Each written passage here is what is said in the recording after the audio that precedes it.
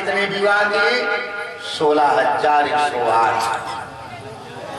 जितना विवाह किया उतने राजभवन का निर्माण किया। भगवान ने विश्वकर्मा से कहा द्वारिका में 16,108 राजभवन बनाइए। राजभवन बन करके तैयार हो गया। एक एक भवन में एक एक रानियां रहने लगी। नारद ने विचार किया भगवान ने इतना विवाह किया है, आज चल करके देखता हूँ भगवान किस रानी के साथ रहते हैं। नारद जी पहुंचे, पहले कमरे में गए तो भगवान रुक्मिणी के साथ निवास कर रहे हैं। बाबा को देखा, आइए बाबा, आइए आइए, बड़ा मान सम्मान हुआ। दूसरे राजभवन में गए भगवान, फिर दूसरे रूप में आज दूसरे राजभवन में हैं। व्यास जी लिखते हैं भागवत में कि भगवान ने 16,108 रूप भी बनाया। 16,108 स्वरूप बना करके एक रानी के साथ भगवान निवास करते हैं। नारद जी वापस आ गए और एक एक रानी से 10 पुत्र पैदा हुए। अब 16,108 को 10 से गुणा कर लीजिए, 1.5 लाख से ज्यादा संतान है। ओ भगवान के इतनी संतान का वर्णन भागवत में किया गया है। आगे बड़ी सुंदर कथा आती है महाराज। उषा अनिरुद्ध का विवाह किस प्रकार से हुआ? राजा परीक्षित ने कहा महाराज अनिरुद्ध कौन है? सुखदेव स्वामी ने कहा राजन ये अनिरुद्ध प्रद्युम्न के पुत्र हैं। और बाणासुर जो राक्षस था, वह बाणासुर राक्षस की एक कन्या थी जिसका नाम उषा था। उषा एक दिन स्वप्न में अनिरुद्ध को देखा कि अनिरुद्ध आए हमारे चारपाई पर बैठे हुए हैं। उनकी सुंदरता को देख करके विवल हो गई। और जैसे स्वप्न तो एक क्षण में समाप्त हो जाता है, जैसे सपन छूटा वैसे छटपटाने लगी। वो लड़का कहाँ गया, वो राजकुमार कहाँ गया, वो राजकुमार। नींद नहीं आई। प्रातः काल हुआ। उसकी एक सखी है जिसका नाम था चित्रलेखा।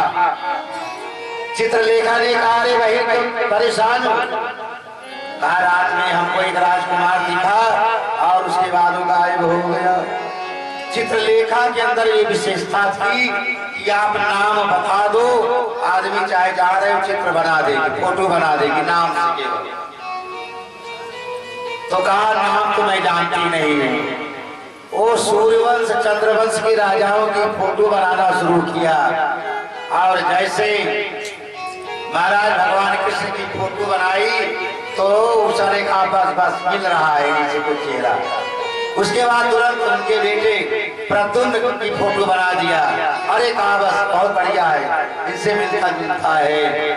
फिर उनके पुत्र अनिरुद्ध की फोटो बनाई तो कहा बस बस रुक जाओ, इसके आगे मत जाओ। यही राजकुमार रात में आया था, यही हमें प्रसन्न है, यही मिल जाता तो इसी के साथ मैं अपना विवाह कर लेती। हे बहन चित्रलेखा, तुमसे मैंने अपने जीवन में कोई कार्य नहीं किया, कोई सेवा नहीं लिया। इतना जरूर कर दो कि ये राजकुमार मेरे पास किसी विधा से आ जाता। चित्रलेखा ने कहा ठीक है। चित्रलेखा के पास एक विमान था। जैसे हमारे लोगों के यहाँ फोल्डिंग चारपाई होती है, चारपाई तो बड़ी होती है, वैसे फोल्डिंग विमान उसके पास था। एक मछिया के बराबर फोल्डिंग विमान था। उसी विमान को खोल करके बैठी और बैठ करके उड़ करके द्वारिका चली गई। द्वारिका की सीमा में चित्रलेखा जैसे प्रस्थान करना चाहती, आगे बढ़ना चाहती है, वैसे चित्रलेखा ने देखा ऊपर तो महाराज सुदर्शन जी पहरा दे रहे हैं। इसके अंदर मैं प्रवेश करूंगी तो सुदर्शन मुझे मार डालेगा। दूर रुक गई, एक दीवार में छिप गई। तब तक नारद जी महाराज का आगमन हो गया, उसी रास्ते से जा रहे थे। नारद जी को देखा चित्रलेखा ने, अरे बाबा सुन लो। इशारा किया, नारद जी आए। नारद जी से चित्रलेखा ने कहा, बाबा मेरा एक सहयोग कर दो। कहा क्या? कहा एक क्षण के लिए आप चले जाओ, सुदर्शन महाराज के पास जाओ और सुदर्शन से केवल आप हाल चाल पूछना, हाल चाल पूछना, इतने में हमारा काम बन जाएगा। नारद ने कहा, इतना काम तो मैं अवश्य कर दूंगा तुम्हारा। नारद जी बढ़ करके आगे गए। सुदर्शन जी चक्कर लगा रहे थे, बड़े जोर से आवाज लगाए, सुदर्शन नमस्तुभ्यं। अरे सुदर्शन कहाँ भागे जा रहे हो भाई? देखा नारद जी आ रहे हैं, लौट आए महाराज। अरे बाबा बहुत दिन के बाद मुलाकात हुई, बताओ। सुदर्शन ने कहा, भगवान ठीक तो हैं, हमारे द्वारिकाधीश अच्छी तरह तो हैं। हाँ महाराज, इतना ही बातचीत कर रहे हैं, इतने में चित्रलेखा विमान लेकर के उड़ी, द्वारिका में पहुंची, राजभवन के अंदर गई। रात्रि के समय सारे लोग सो रहे हैं और वह चित्रलेखा अनिरुद्ध को दोनों हाथ से उठा करके विमान पर लिटा दिया और सोते हुए अनिरुद्ध को लेकर के सीधे ज्योतिष नगर आ गई। बाणासुर की राजधानी में आ गई और बाणासुर की राजधानी में पहुंच करके चित्रलेखा ने उषा को प्रदान कर दिया। उषा जिस राजकुमार से तुम विवाह करना चाहती थी वो राजकुमार आ गया है। उषा बहुत प्रसन्न हो गई। अब वह राजकुमार जो अनिरुद्ध था उषा के साथ निवास करने लगा। महाराज शादी विवाह कुछ नहीं हुआ, उषा के साथ निवास किया। भाई कितना दिन तक छिप करके रहोगे? एक दिन तो नजर पड़ जाएगी, एक दिन कोई न कोई देख लेगा। एक दिन प्रातः काल किसी सिपाही ने देख लिया कि उषा के कमरे में एक नया पराया पुरुष जो है वह निवास कर रहा है। सिपाही ने जाकर के बाणासुर से बताया, महाराज आपकी कन्या जो उषा है, उषा के कमरे में एक पराया पुरुष निवास कर रहा है। अब महाराज बाणासुर क्रोध में आकर तिलमिला उठे, दौड़ करके गए, देखा वो लड़का मिला। राजकुमार सिपाहियों को आदेश दिया, अरे सिपाहियों एक काम करो कि तुम जा करके इस राजकुमार को पकड़ करके और कारागार में बंद कर दो। बड़ा सिपाही लोग गए, आज सिपाही लोग उसको पकड़ करके अनिरुद्ध को पकड़ करके ले आए और बाणासुर के कारागार में निरुद्ध कर दिया। बहुत दिन बीत गया, नारद जी एक दिन पहुंच गए। महाराज धन्य नारद का काम यही होता है। नारद जी एक बार द्वारिका पहुंचे हैं और द्वारिका पहुंच करके नारद जी महाराज भगवान से हाल समाचार पूछे और भगवान से हाल समाचार। तब उस समय महाराज भगवान ने कहा, सब तो ठीक है, लेकिन ए बाबा सुनो, हमारा जो पौत्र है बहुत दिन से गायब हो गया है। अरे नारद जी ने कहा, महाराज तुम्हारा पौत्र तो बाणासुर की राजधानी में कैद है। भगवान इतना सुनते ही जल्दी सेना को लेकर के बाणासुर की राजधानी में पहुंचे हैं और वहां पर पहुंच करके आज युद्ध करना शुरू कर दिया। लेकिन जानते हैं मेरे सज्जनों, वह भी भगवान शंकर का बहुत बड़ा भक्त था। जब परेशान हो गया तो अपने इष्ट का स्मरण किया। इसीलिए लोग अपने अपने इष्ट को बनाते हैं।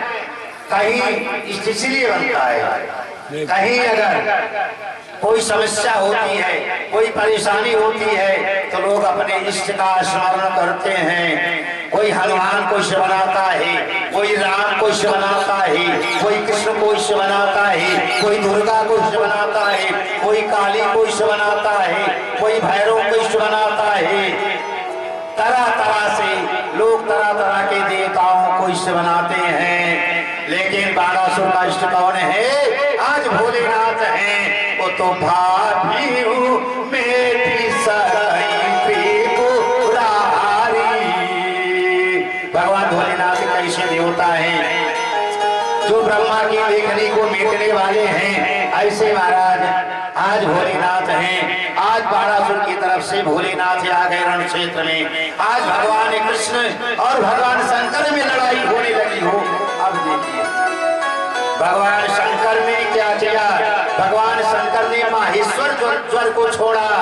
और जब भगवान शंकर ने युद्ध क्षेत्र में माहेश्वर ज्वर को छोड़ा तो भगवान कृष्ण ने वैष्णव ज्वर को छोड़ दिया और दोनों स्वर दौड़े।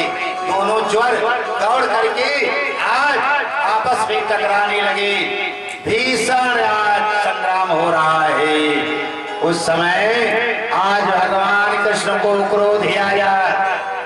भगवान कृष्ण को इतना क्रोध आया कि भगवान कृष्ण की भ्रिकुटी टेढ़ होने लगी। और जान लेना कि जब भगवान की भ्रिकुटी टेढ़ हो जाए तो श्री भगवान की भ्रिकुटी जब टेढ़ होती है तो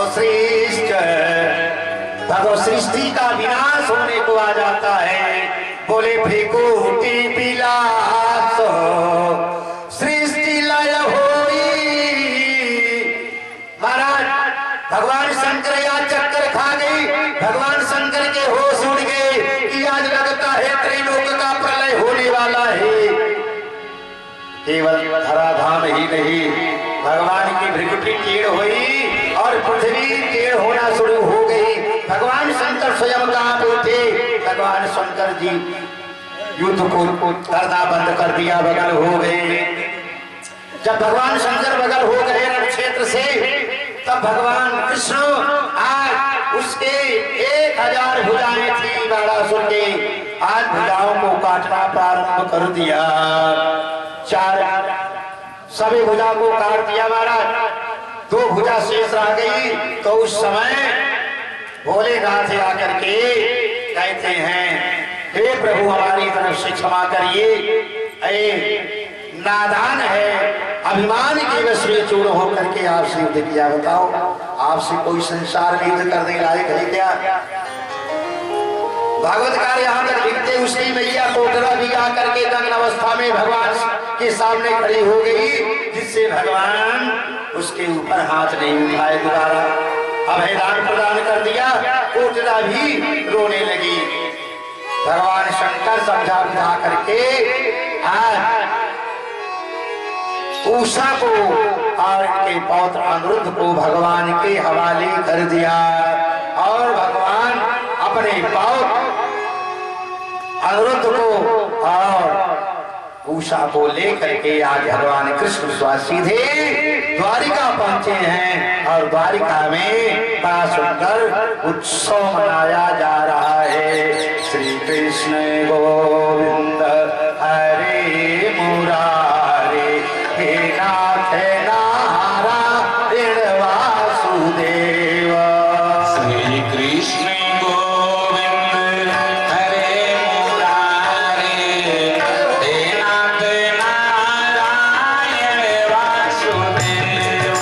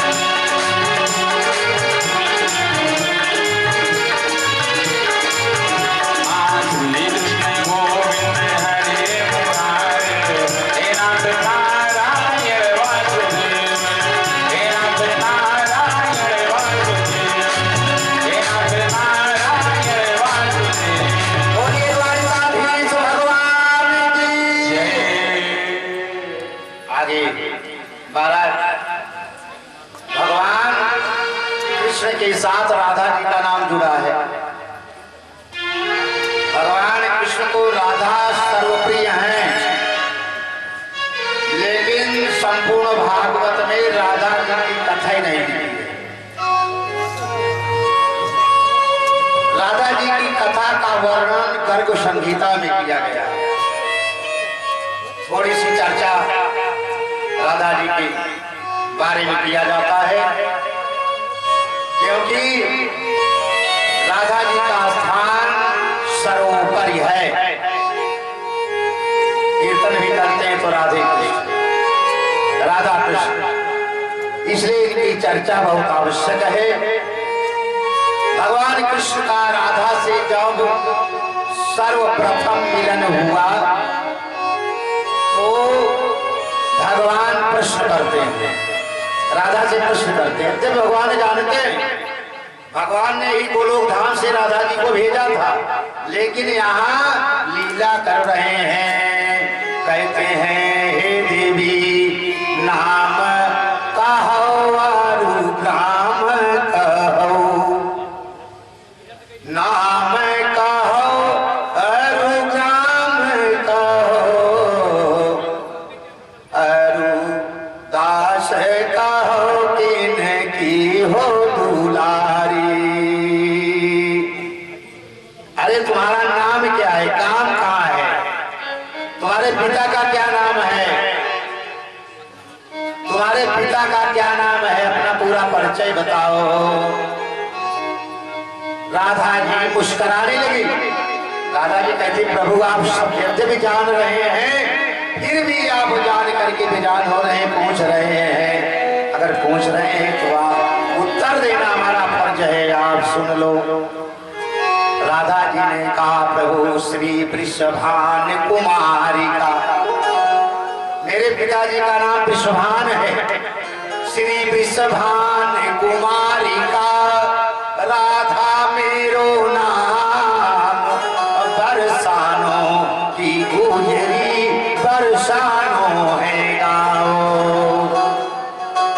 भगवान ने इतना परिचय पूछा, और इतना परिचय पूछने के बाद भगवान अंतर ध्यान हो गए। इतनी बढ़िया लीला है, भगवान अंतर ध्यान हो गए।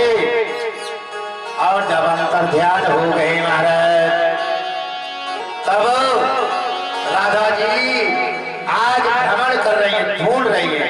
अरे अभी अभी हुआ, 1 मिनट नहीं हुआ, भगवान से मिला गया, परिचय पूछा गया, और भगवान 1 मिनट में अंतर ध्यान हो गई, गायब हो गई।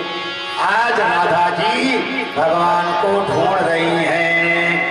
राधा ढूंढ रही, किसी ने मेरा श्याम देखा, कि राधा अरे ढूंढ रही, किसी ने मेरा श्याम देखा।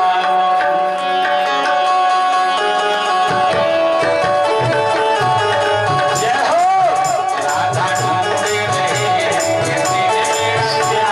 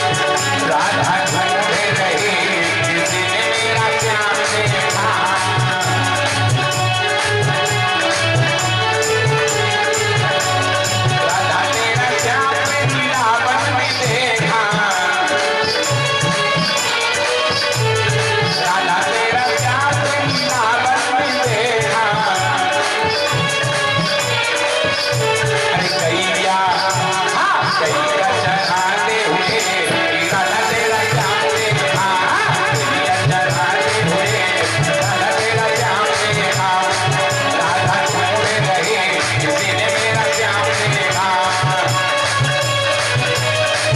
जय हो। दरबार में तालियां होनी चाहिए, सभी वाली तालियां बजाते हुए गाएंगे क्या?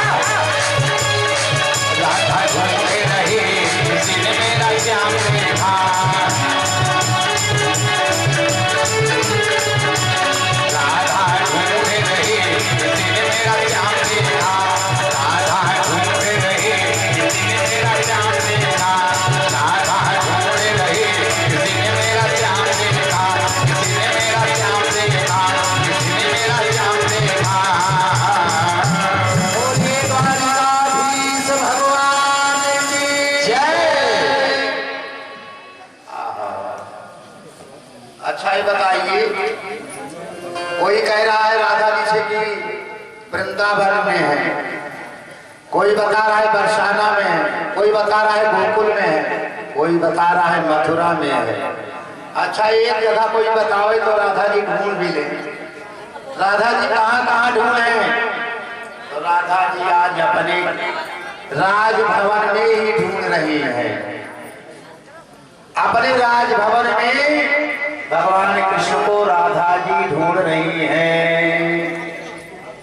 अंदर बाहर जाती हैं और जिस समय भगवान कृष्ण का स्मरण करती हैं उस समय आकाश मंडल से रिमझिम बादल आज बूंदी कर रहे हैं, हल्की हल्की जल वर्षा हो रही है।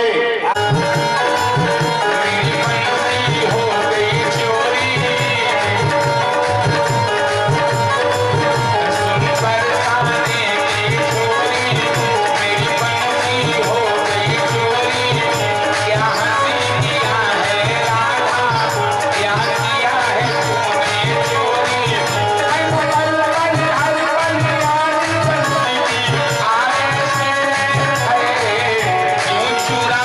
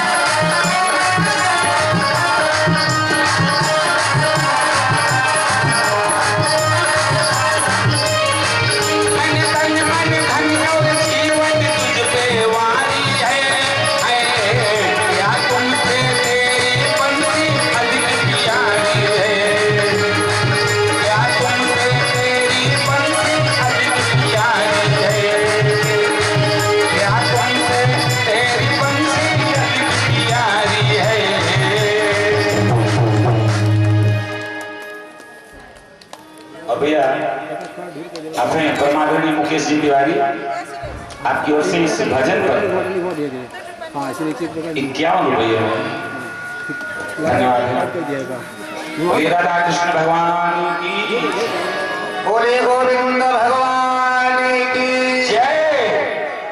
आगे बड़ी सुंदर कथा आती है। राजा परीक्षित ने कहा, गुरुदेव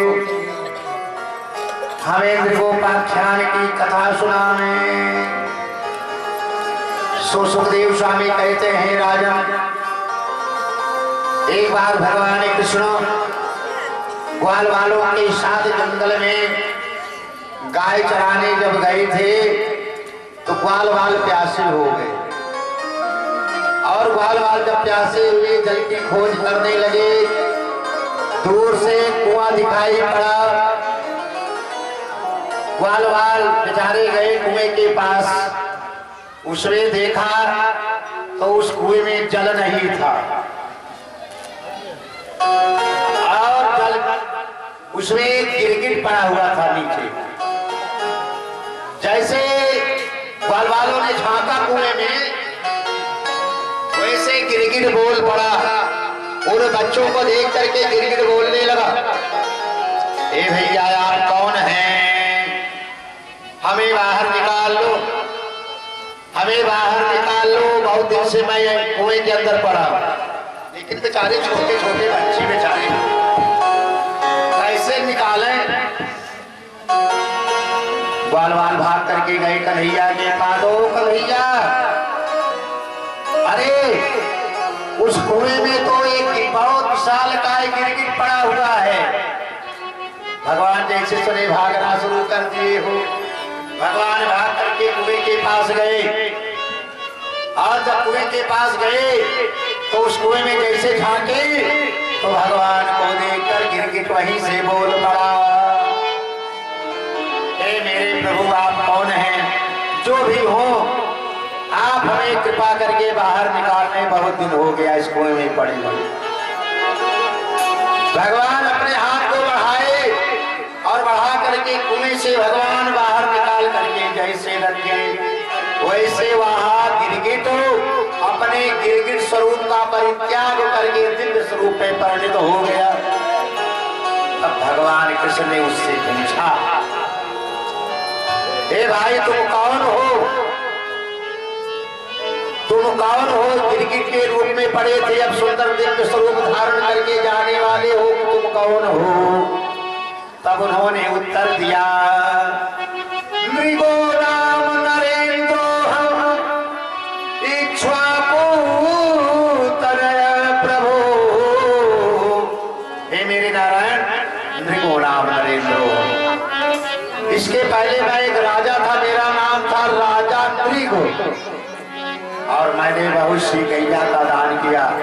इतनी गायों का दान किया कि महाराज कोई गिनती नहीं है।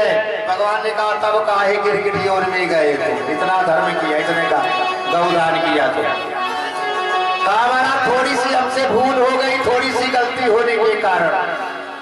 भागवत में तो यहाँ तक लिख दिया है सुखदेव जी ने, व्यास जी ने, कि राजा नृग ने कहा कि हे प्रभु मैंने इतने गाय का दान किया है कि कोई गिनती नहीं है। हे मेरे प्रभु, आकाश के तारों को गिना जा सकता है, पृथ्वी पर भूमि के कणों को गिना जा सकता है, लेकिन मैंने इतनी गैया का दान किया है कि उसकी कोई गिनती नहीं कर सकता है। अनगिनत गाय का दान किया महाराज। भगवान ने कहा क्यों फिर गिरगिट योनि में आए? उन्होंने कहा महाराज भूल हो गई, एक गाय को मैंने दान किया था, वह जो ब्राह्मण गाय को ले गया था उसकी गौशाला से बिछुड़ करके फिर हमारी गौशाला में आ गई रात्रि के समय, हमें पता नहीं था। मैंने उसी गाय को दूसरे ब्राह्मण के हाथ संकल्प कर दिया और दूसरा वाला ब्राह्मण जब लेकर के जाने लगा तो रास्ते में पहला वाला ब्राह्मण मिल गया। पहले वाले ने कहा भैया ये गाय हमारी है, कल लाया था गौशाला से छूट गई है। विवाद होने लगा, राजा के पास गए, लेकिन राजा ने बहुत समझाया, लेकिन दूसरा वाला जो ब्राह्मण था उस गाय को पहले वाले को नहीं दिया। कहा महाराज एक गाय से सुनेंगे और काम की बात है। एक गाय का 2 बार संकल्प कर देने के बाद, वो कह रहा है महाराज एक गाय का मैंने 2 बार संकल्प कर दिया, इसीलिए जब मैं मरा तो धर्मराज ने कहा कि भैया तुम तो सारा जीवन तुम्हारा स्वर्ग भोगने के लिए लिखा है, लेकिन थोड़ा सा नरक जाना है तुम्हें। तुमने एक गाय का 2 बार क्यों दान कर दिया? एक गाय का 2 बार करने के प्रभाव से गिरगिट योनि में हमें जाना पड़ा। जानते हैं माघ मेला जाते हो, एक बछिया एक गाय का हजारों आदमी दिन भर दाने करते रहते हैं। उसी गरुड़ पुराण में लिखा जिस गाय का एक बार दान कर दिया जाए उसको फिर दान नहीं किया जाता है, उसको बेचा नहीं जाता है, नहीं तो देने वाला व्यक्ति नरकगामी होता है, सीधे नरक उसको जाना पड़ता है। लेकिन महाराज जानते हुए भी लोग गलत काम करते हैं, उसी को बार बार संकल्प करते हैं, देते हैं। ले गया बीज डाला, विभक्तम न क्रिया, उसको बांटना भी नहीं चाहिए। जैसे कोई व्यक्ति बहन बिटिया को गाय दे तो कह ले जाए बांट के दोनों बहन ले लिया, ना विक्रेता सीधे लिखा है, ना तो बेचना चाहिए, ना तो उस गाय को दोबारा दान करना चाहिए, और ना तो बांटना चाहिए। देखा देव अकेले में चाहे देखा गाय दीजिए। तो महाराज इसलिए मुझे गिरगिट योनि में जाना पड़ा। हे मेरे नारायण, आपके कर कमलों का स्पर्श जब हुआ मेरे शरीर को तो आपके प्रभाव से मैं दिव्य स्वरूप को धारण कर लिया, दिव्य स्वरूपधारी हो गया। भगवान को प्रणाम करके भगवान के धाम चला गया। आगे महाराज राजा परीक्षित ने कहा कि भगवान ने पौंड्रक का वध कैसे किया। तो सुखदेव स्वामी कहते हैं काशी में एक राजा था जिसका नाम पौंड्रक था। पौंड्रक अपने को द्वारिकाधीश कहता था, मैं कृष्ण हूँ, कृष्ण हूँ।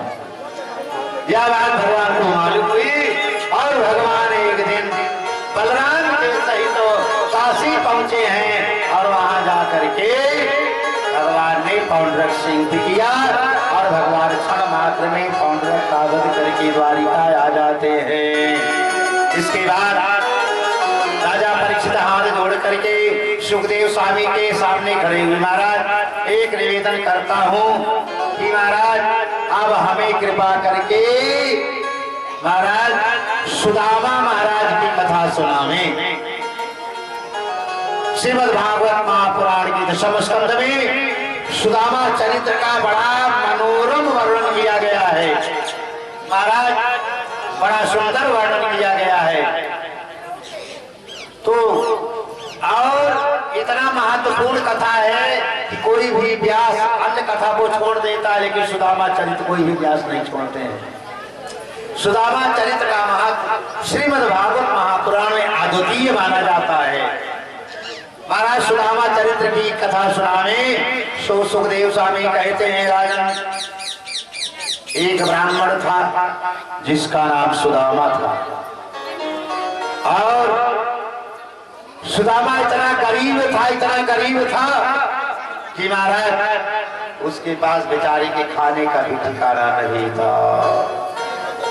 विप्र सुदामा बसत हैं सदा अपने धाम, भोजन कर भिक्षा करें जप यही है हरि नाम। आज महाराज सुदामा जी बहुत गरीब हैं, गरीब हैं। और एक दिन उनकी पत्नी ने कहा, हे प्राणनाथ, आपने बताया था कि भगवान कृष्ण हमारी सखा है, संदीपन मुनि के यहाँ हम दोनों पढ़े थे। महाराज तो आपके सखा जब द्वारिकाधीश हैं तो महाराज आपको फिर इतना कष्ट क्यों मिल रहा है? इतना जैसे कहती है ना, वैसे सुदामा के आंखों में आंसू आता है और सुदामा के मुख से निकल पड़ता है, सुदामा के मुख से निकला क्या? सब कई बिगड़ी बनाया, हमारे सुधी काहे भुलाया। सब कई बिगड़ी बनाया, हमारे सुधी काहे भुलाया।